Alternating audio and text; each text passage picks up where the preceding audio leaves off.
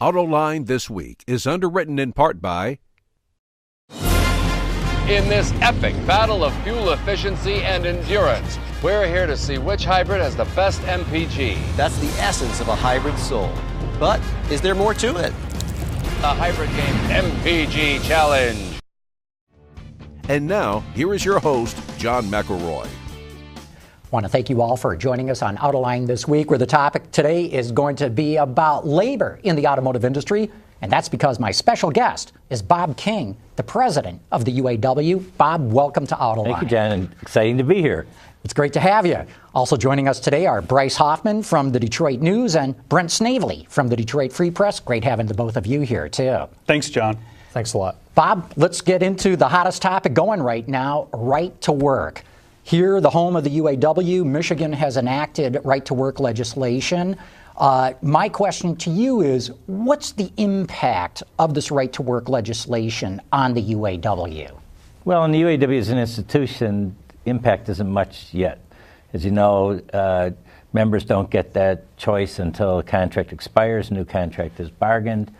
I'm very concerned about it because we have, in my view, the best shop floor relationships we've had with the companies. Everybody's working together. Everybody's focused on the best product for the consumer.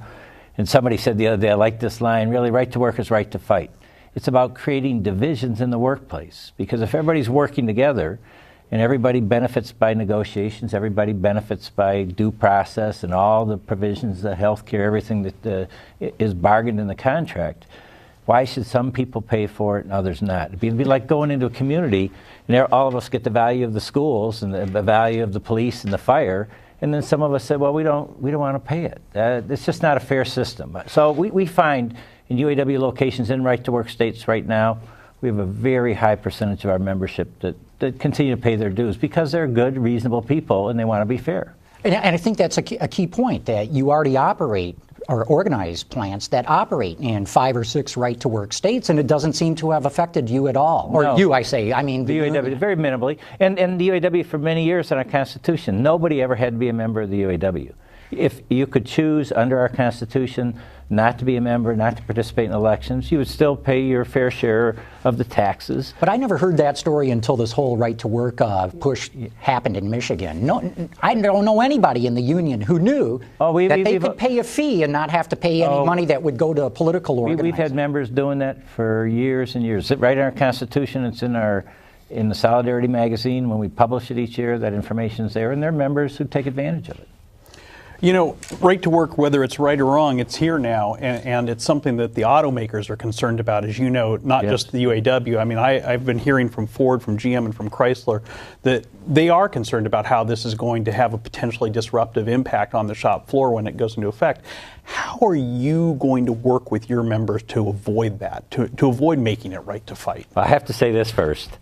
Isn't that outrageous that Governor Snyder and the legislature, the most important manufacturing business in Michigan, the thing that's providing the most middle-class jobs now, that contrary to the wishes of all 3 companies and the union, just because of political vendetta, went and enacted right to work. So, you know, in the states that we have right to work membership, Joe Ashton, our vice president at Chrysler, was just in Wentzville. I think 3,700 members and 24 are not paying their dues. So members are fully engaged. They know the value of the union in terms of providing better wages and benefits and providing due process. And now, really in the last 3 or 4 contracts, giving them so much more of a voice in quality and productivity and health and safety and economics. You know, we were talking about German companies. Really, in Germany you have co-determination by legislation. Mm-hmm. When you merely do a comparison of the 2 systems, we have co-determination by bargaining, right?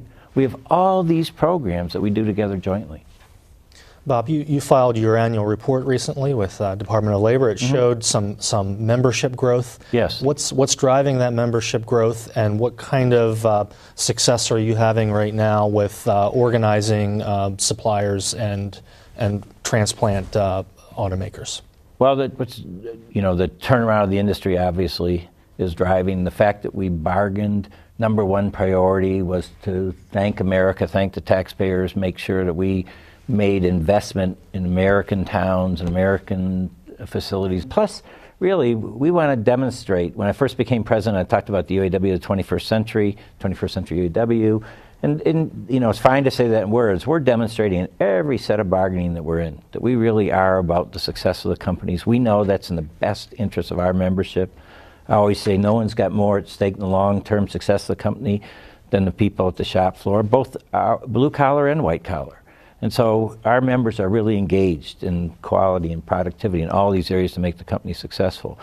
So we've had some real success in organizing, and gaming's probably been the biggest numbers that come in the UAW in Atlantic City and Ohio, a number of places around Connecticut, a number of places around the country that we've organized gaming employees, mostly dealers and people in the cash system in the gaming industry.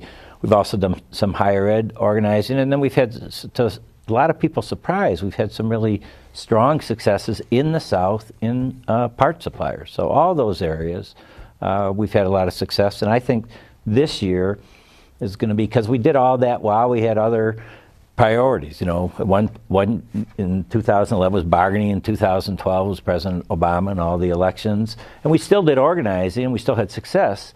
Now we're like, our number one focus is organizing. There's no distraction. So I look at this year as being a really good year for organizing and bringing new members into the UAW. You've seen a big increase over the last few years, but isn't that mainly because the auto industry went into such a hole? Everybody cut back on employment.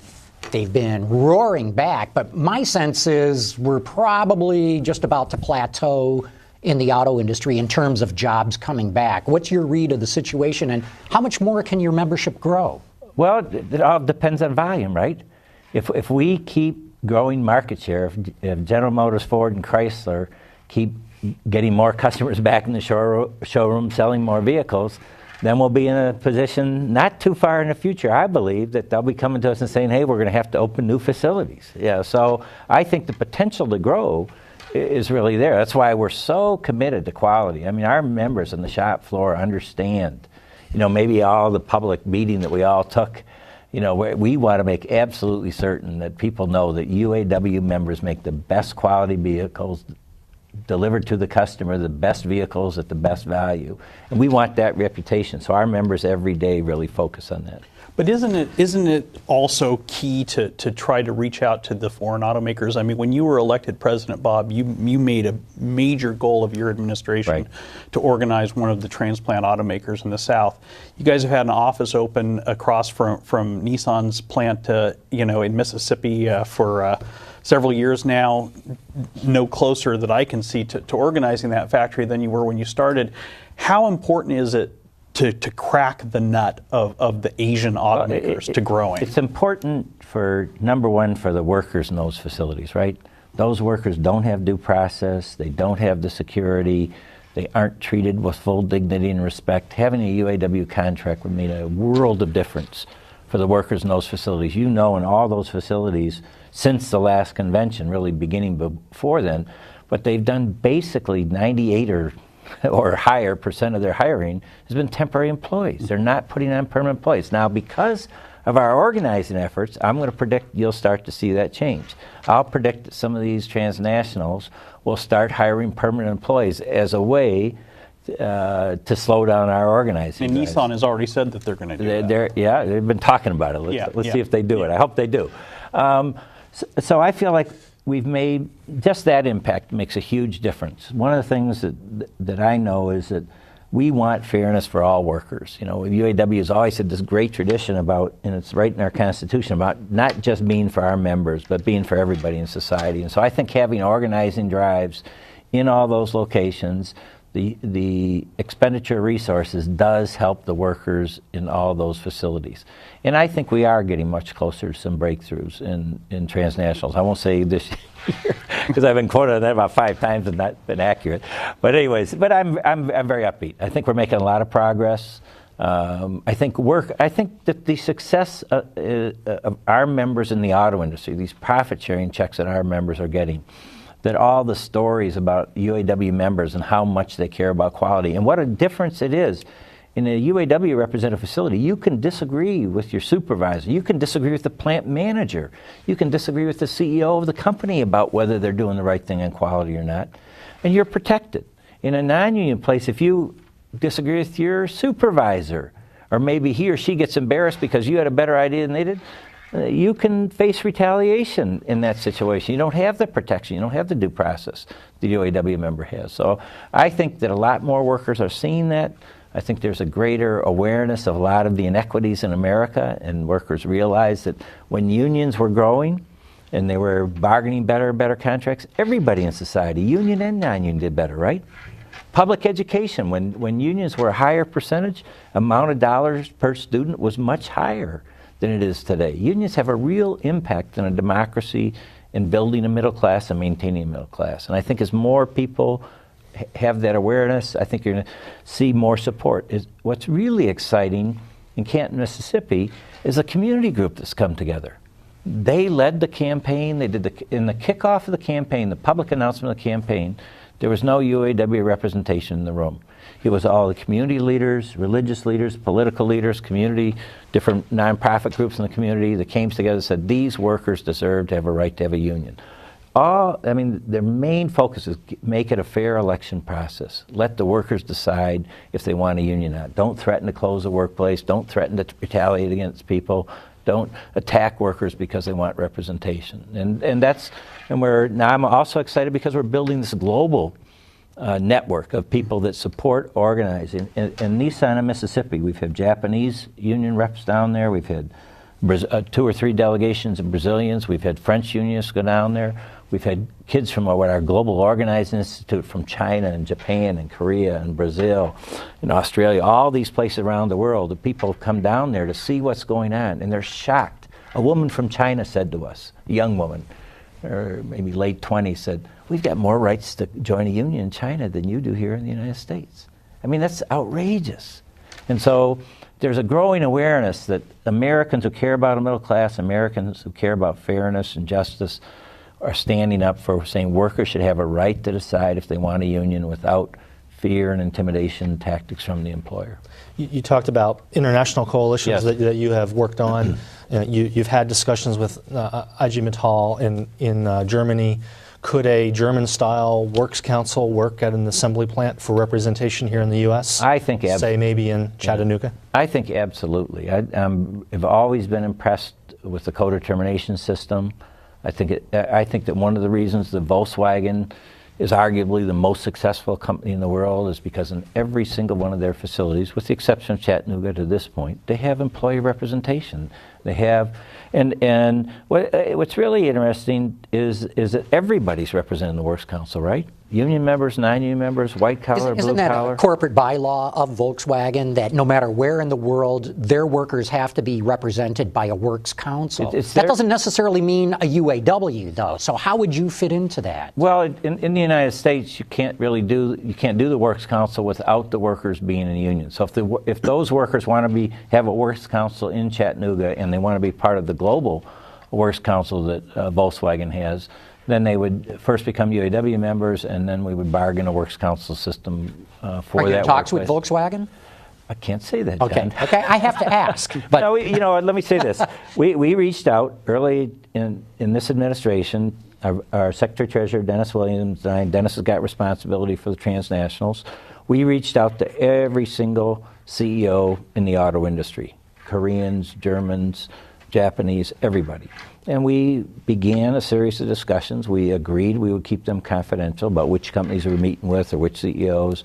I think we had some really productive discussions. And in a lot of cases, I think they said, well, we like what you're saying, but we don't really know whether that's true or not. I think coming through the 2011 bargaining, the work that we do every day with Ford and GM and Chrysler, how we really partner together, and it is very much like the Germans said. There's not full agreement, but it's constructive conflict. It's a constructive disagreement that you have. I think you come out with better results. But one thing that I hear from particularly from some of the Asian automakers is, you talk about a different UAW that is working with Ford, working with Chrysler, working with General Motors to improve quality and improve productivity, and there's certainly a lot of proof points that show that. But the thing that I hear from some of the foreign automakers is they see things like the UAW's efforts to join the Occupy Wall Street movement and things like that, and they say, what's changed? This is still a confrontational organization with a political agenda that makes us nervous. And they say on the one hand, Bob is telling us this is a different union, we're a partner, not an adversary, and on the other hand, we see him telling people that we're going to train you how to do civil disobedience and things like that. What do you say to that? I hear that too. Well, that we are an institution about social justice for everybody in society. And you can look at the labor movement, the women's movement, the civil rights movement. There's never been progress in expanding democracy, expanding the middle class, unless there's been a movement supporting that. And what I would say about the work that we do with the community, I don't hear so much about Occupy because we didn't really join Occupy. We supported Occupy. We had a number of Occupy people in different UAW offices and some involvement and support because their basic complaint we totally agreed with, that there's been this tremendous disparity in equality in the United States and economic equality. So we'll always be on the front edge. We're very involved in the immigration fight. You know how much Walter Reuther in the UAW was involved with Dr. King. Sure. We were the only union to support the March on Washington. We housed Dr. King during that process. We're very involved in the immigration movement now to make sure that we believe that every human being deserves to be dealt with dignity and respect. So, in the fact that what I would say to the head of whichever company you want to pick, yeah, we'll be involved in social movements. We always have been. And we believe in nonviolence. We believe in working together. And we believe that you have to create that bottom-up pressure to get real change in society. And in America, we need real change. We've gone way far away from the democracy we were. We've got people that believe that they can change the laws to take elected people out of office, to say that you don't have a right to vote or I don't have a right to vote. There are things going on in America that we're going to stand up. We're always going to stand up for the right of the individual and the right to have a real democracy. So I think the two are consistent. They may not always see it the same way, but in their countries, and if you ask them to look at their own countries, they'll, arguably have got more equality and more fundamental democratic rights protected than what's going on in the United States right now. In 2007, the UAW agreed to a second-tier wage, but because of the recession, a lot of that hiring didn't really begin until fairly recently. How do you now see the second-tier wage playing out, and where do you see that going in the future for the UAW and contract talks? The second tier was extremely important for the turnaround of the companies. The second tier played a huge role in the amount of work that we've been able to insource. And we believe in everybody being treated fairly. So I don't know what the ultimate solution is. I know that one of the positive things about the second tier was it did lay out a ladder and a path that people could eventually be at the full wages. We want people. When I came in within 90 days, I was doing the same job and making the same as a person working right next to me. So I think that's a good system, and I think that creates more unity in the workplace. And you have to do it in a way that keeps the companies competitive. I never want to be in a situation where it's labor costs that are not keeping companies competitive. We want to partner with companies. I would argue that there were labor difficulties. There were things that we bargained that did not work out the way we wanted them. We had to be smart enough to say, okay, that didn't work. We have to change it. There were a lot of issues about also at the same time about were the companies delivering the products that the consumer wanted. A lot of the blame got put on labor. I would argue that the blame should have been shared publicly more. The companies did privately, but publicly should have been more between all of them. So we will bargain agreements that give fairness to everybody in the workplace and also keep the companies competitive. And exactly how we'll do that, that's what creative bargaining is about. I don't know at this point, but I'm very, very committed that people doing the same job should get the same rate of pay, and you have to do that in a way and keep the companies competitive. Bob, wouldn't one of the solutions be a path that you're already taking and getting profit sharing? Ford workers, I think, got over $8,000, right, which isn't bad. No. Brings that two-tier wage up to a better position. Absolutely. But wouldn't the answer be to say, look, let's share in the profits. When times are bad, we all tighten our belt. When times are good, we all share in it. I think that is a part of the path. the problem with that path alone is that in the hard times, those people at the entry level are hit much harder than everybody else in the company. So you want to figure out a system, again, very committed to the success of the companies, but a system that is fair to those new workers. And how about not just cash, but stock? Would that be anything that you'd entertain too? That's been done in the past as well. Yes, it has. And we're very open. There's nothing that we would say absolutely no to. Let's sit down and figure out. Let's look at the details of it. The devil's in the details. Let's look at the details and will it work for our membership? And to the company's credits, they're working with us every day. Actually, we're going to get more investment than what they committed to do in the agreements. That's exciting. There's going to be more workers hired than the benchmarks that they agreed to in the agreements. It's because we work together in this creative problem-solving mode. There are issues that we don't agree on still. There always will be. If the four of us run a company, there'd be issues we disagree on, right? But what you want is a culture and a belief that you have to find a solution that works for everybody. And that's what we do extremely well with General Motors, with Ford, and with Chrysler. Well, Bob, you're in a difficult position because you're dealing with two different constituencies in one respect. Yep. You're trying to work with the companies and make them competitive, keep them competitive, and you've also, more importantly, got your members who you're representing. I want to ask you about something that's happening at Chrysler right now, which is really kind of testing that, and that's this controversial new rotating flexible shifts system, which has really created a lot of anger on a lot of the factories in Michigan, from what I've heard. And recently, an organizer of a demonstration against this system at Chrysler's Warren stamping plant was fired by the company. I wonder, is this something that's in danger of becoming a real divisive issue? How do you manage the needs of the company to be flexible and the needs of your members who want to be able to have something resembling a more normal work life? Well, we've dealt with this issue in General Motors and Ford and in Chrysler. And in Chrysler, we have some locations that have sat down. There's a general framework nationally, but a lot of flexibility. This is, I think, a key to creative problem solving, a key to success. A lot of flexibility to work out different ideas and options as long as they meet the goal of getting the production out that we need to get the vehicles bought so we can expand and grow. So the creative problem solving is a big piece of that. And in the locals that have really engaged and come up with different ideas, to the credit of both that local leadership and management, we've worked out systems where the members are much, much happier. There are other ones that are still in that process, in the middle of the process, that members are not happy. I hear it just like you do. I get emails or talk to people, run to people at the store and things. So I'm aware that it's a problem we haven't totally solved yet, but we are working on it. I'll also say this. I've got a lot of respect for Chrysler. We work very well with Chrysler, and that member never, ever should have been suspended. I don't agree with that, but we'll work that out. Chrysler's a good company. We're having discussions about that now. We feel very, very strongly that was his right. And he was protesting us, but we're saying he's got a right to protest us. That's America. Was that the reason, though? Because there was other information coming out of people in the plant sharing quality problems. And I don't want to get into all the details of it because, again, we have a very solid relationship. We haven't had a problem come up in Chrysler that somehow mutually we haven't been able to find a resolution that works both for the company and for the union. I'm very confident in this situation. We'll find a way to resolve the issue. It's a good example of something that we disagree on, but we're not letting that destroy the relationship. We work together every day.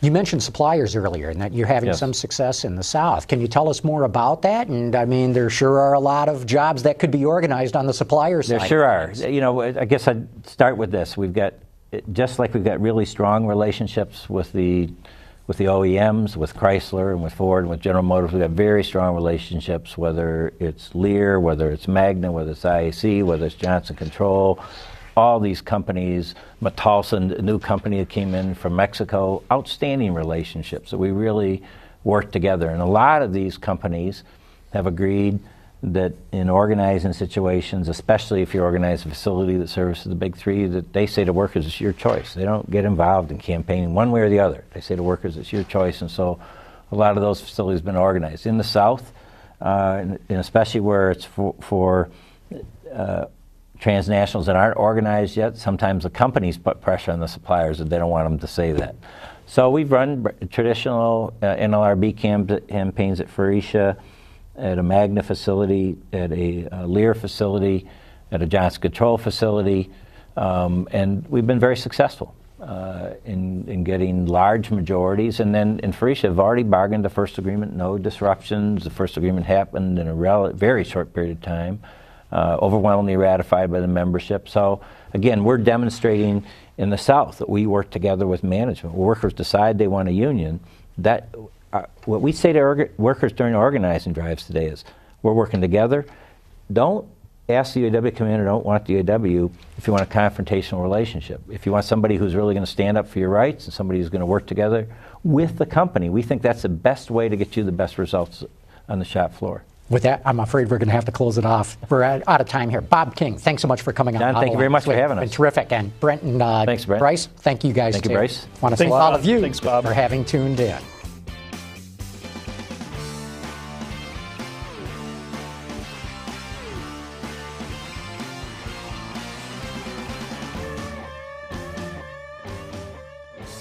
Autoline This Week is underwritten in part by... In this epic battle of fuel efficiency and endurance, we're here to see which hybrid has the best MPG. That's the essence of a hybrid soul. But is there more to it? The Hybrid Game MPG Challenge.